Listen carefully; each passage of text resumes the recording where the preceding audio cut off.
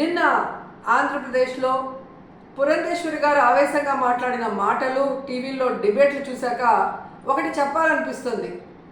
అమ్మ పురంధేశ్వరి గారు, బావ కళ్ళల్లో ఆనందం చూడటం కంటే భక్తుల కళ్ళల్లో ఆనందం చూడటానికి ప్రయత్నించమని కోరుకుంటున్నాను.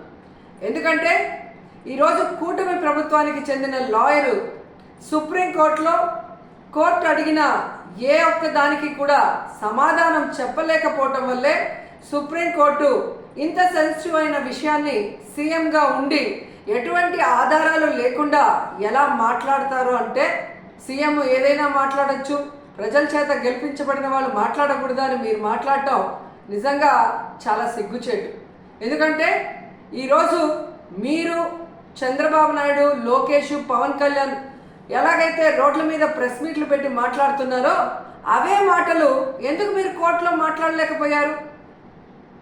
సో ఈరోజు ప్రజలు గమనిస్తూ ఉన్నారు. ఎటువంటి ఆధారాలు లేకుండా లడ్డూలో టెస్ట్ చేయలేదని మీ లాయర్ చెప్పిన తర్వాత, ఎటువంటి ఇన్వెస్టిగేషన్ జరగకుండా చంద్రబాబు నాయుడు పవిత్రమైన తిరుమల లడ్డూ మీద అంత పెద్ద నింద వేసి మరి మత కల్లోలాలు సృష్టించే పరిస్థితి వచ్చినప్పుడు సుప్రీంకోర్టు అడగటంలో ఏం తప్పు ఉందని నేను అడుగుతున్నాను. ఈరోజు మీరు బీజేపీ రాష్ట్ర అధ్యక్షురాలా ఆంధ్రప్రదేశ్కి, లేక తెలుగుదేశం పార్టీ రాష్ట్ర అధ్యక్షురాలా, ఎవరికి అర్థం కాని పరిస్థితికి వచ్చింది. ఎందుకంటే బావ కళ్ళల్లో ఆనందం చూడటం కోసం బావ చేసే తప్పుల్ని వెనకేసుకొస్తున్నట్టు ఉంది. కానీ ఈరోజు 140 కోట్ల హిందువుల మనోభావాలను దెబ్బతీసే చంద్రబాబు నాయుడు స్టేట్మెంట్ని సరిదిద్ది అందరికీ ఊరట కలిగించాల్సిన బాధ్యత బీజేపీలో ఉన్న రాష్ట్ర అధ్యక్షురాలుగా మీకు ఉంది అన్న విషయాన్ని తెలుసుకొని, మరి పైన బీజేపీ పెద్దలు ఎవరైతే ఉన్నారో ప్రధానమంత్రి గారికి కానీ, అలాగే సుప్రీంకోర్టులో మీ లాయర్తో మరి ఇన్వెస్టిగేషన్కి రెడీ కమ్మని చెప్పండి. మరి నిజాలు తేల్చి తప్పు చేస్తుంటే తప్పు చేసిన వాళ్ళని శిక్షించండి, లేదంటే తప్పుడు మాటలు మాట్లాడిన వాళ్ళని శిక్షించమని మీరు కోరాలి అని కూడా డిమాండ్ చేస్తున్నాం. ఎందుకంటే ఈరోజు ఒక తిరుపతి అమ్మాయిగా తిరుపతి మీద ఇంత అప్రతిష్ట తెచ్చే విధంగా చంద్రబాబు నాయుడు ఒక ముఖ్యమైన సీఎం పోస్ట్లో ఉండి ఎటువంటి ఆధారాలు లేకుండా, ఎటువంటి టెస్టులు చేయకుండా మాట్లాడటం కరెక్ట్ కాదని కూడా ఈ సందర్భంగా తెలియజేసుకుంటున్నాం. అలాగే పవన్ కళ్యాణ్ గారు, ఇది సినిమా షూటింగ్ కాదు.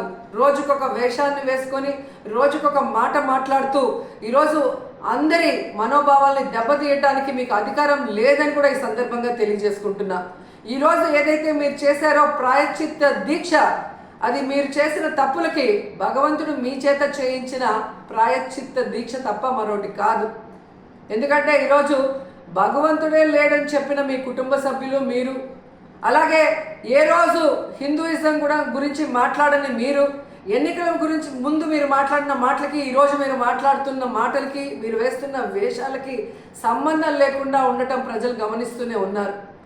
సో ఇప్పటికైనా జగన్మోహన్ రెడ్డి గారిని టార్గెట్ చేయాలి, కార్నర్ చేయాలనుకోను, లేదా బీజేపీ రేపు ఆంధ్రప్రదేశ్లో ఎంటర్ అయితే మన పరిస్థితి ఏంటి అని చంద్రబాబు నాయుడు చేస్తున్న ఈ డ్రామాలో మీరు కూడా పాలు పంచుకుంటున్నారో ఏంటో కానీ ఎవరికి అర్థం కావట్లేదు.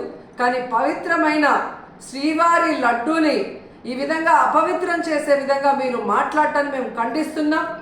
వెంటనే దీని మీద సుప్రీంకోర్టు మరి విచారణ జరిపించి సిబిఐ ద్వారా మరి దోషుల్ని బయటకు తీసి వాళ్ళని శిక్షించాలని కూడా కోరుకుంటున్నాం. అలాగే ఇందులో మరొక విషయం ఉంది. ఏదైతే టీటీడీ ఈఓకి ఈ టీటీడీలో జరిగే ప్రతిదానికి సంబంధం ఉంటుంది.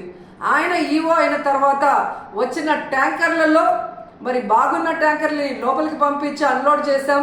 ఏవైతే వెజిటబుల్ ఫ్యాట్, వనస్పతి ఉంది అని చెప్పి వాటిని రిజెక్ట్ చేసి వాడకుండా బయటికి పంపించామని చెప్పిన ఈఓ గారు 2 నెలల తర్వాత సెప్టెంబర్లో చంద్రబాబు నాయుడు మరి ఏ విధంగా అయితే ఎనిమల్ ఫ్యాట్ కలిసి ఉందని అబద్ధం చెప్పిన తర్వాత కలిసిందేమో అని మాట్లాడటం గమనించి ఆ ఈఓని ఆ పదవి నుంచి పక్కకి తప్పించి అతనికి కూడా నోటీసులు ఇచ్చి విచారించాలి. అలాగే ఎవరైతే పర్చేసింగ్ కమిటీలో ఉన్నారో మరి ఇవన్నీ చూసుకోవాల్సిన బాధ్యత వాళ్ళకుంది. ఆ కమిటీలో ఉన్న వాళ్ళందరికీ కూడా నోటీసులు ఇచ్చి విచారించాల్సిన అవసరం ఉంది. అలాగే విజిలెన్స్లో మరి తప్పు జరుగుతూ ఉంటే ఏం చేశారు ఆ అఫీషియల్ కూడా నోటీస్ ఇచ్చి అన్నీ కూడా విచారించాల్సిన బాధ్యత మీ మీద ఉంది. ఎందుకంటే ఈరోజు చంద్రబాబు నాయుడు, పవన్ కళ్యాణ్ అపోజిషన్లో లేరు. అపోజిషన్లో ఉండి మాట్లాడింటే ఓకే అని చెప్పి ఎవరైనా కూడా మీ మాటలు నమ్మే అవకాశం ఉంటుంది. కానీ ఈరోజు మీరు అధికారంలో ఉండి విచారించాల్సిన అధికారం మీ చేతిలో పెట్టుకొని ఈరోజు ఆధారాలు సేకరించాల్సిన బాధ్యత మీ దగ్గర ఉండి కూడా అవేవి చేయకుండా కేవలం జగన్మోహన్ రెడ్డి గారి మీద నిందలు వేయాలి, వైఎస్ఆర్సీపీ అనేది లేకుండా చేయాలి అన్న ఒక కాన్సెప్ట్తో మీరు ముందుకు వెళ్ళటం వల్లే ఈరోజు అది బ్యాక్ ఫైర్ అయ్యి మీరు చెప్తున్న అబద్ధాలు ప్రజలందరూ కూడా గమనించే పరిస్థితి వచ్చిందని కూడా ఈ సందర్భంగా తెలియజేసుకుంటున్నాం. సో ఇప్పటికైనా శ్రీవారి పవిత్రమైన లడ్డూ జోలికి పోకుండా మీరు ఇకనైనా ఈ డ్రామాలు ఆపితే బాగుంటుంది. సుప్రీంకోర్టు విచారణకి మేము సిద్ధం, సిబిఐ వేసుకున్న మేము సిద్ధమని చంద్రబాబు నాయుడు, పవన్ కళ్యాణ్ అలాగే పురంధేశ్వరి గారు చెప్పాల్సిన అవసరం కూడా ఉందని చెప్తున్నాను.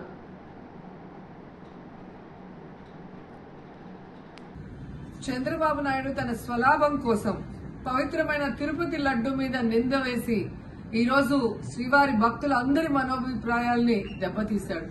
సో మళ్ళీ ఆ భక్తుల మనోభిప్రాయాల్ని పునరుద్ధరించాలని, దానికి సుప్రీంకోర్టు కలుగజేసుకొని ఇది విచారించి నిజానిజాలు తెలపాలని మొదటి నుంచి మేము కోరుకుంటూనే ఉన్నాం. ఈరోజు సుప్రీంకోర్టు ఈ కేసుని స్వీకరించడం జరిగింది. ఈ కేసులో సుప్రీంకోర్టు కనుక కరెక్ట్ గా విచారిస్తే చంద్రబాబు నాయుడు అన్కో చేసిన అబద్దాలు ఖచ్చితంగా బయటకు వస్తాయి.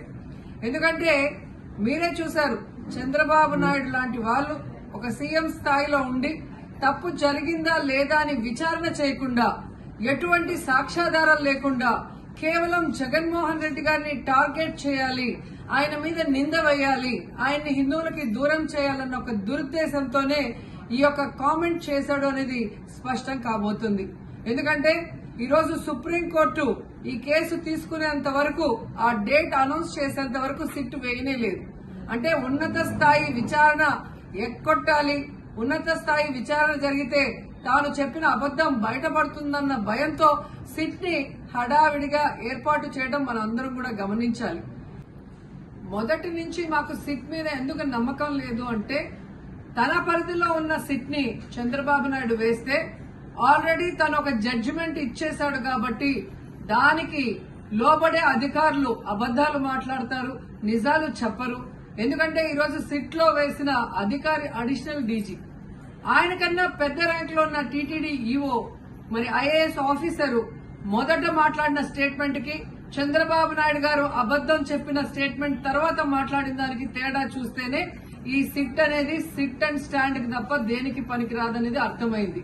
అందుకే మేము మొదటి నుంచి అడిగాము, సుప్రీంకోర్టులో విచారణ జరగాలి, సిబిఐకి డైరెక్షన్ ఇచ్చి విచారిస్తే ఖచ్చితంగా మత కల్లోలాలు సృష్టించాలనుకున్న చంద్రబాబు నాయుడు అన్కో అందరికీ కూడా బుద్ధి చెప్పే అవకాశం దొరుకుతుందని.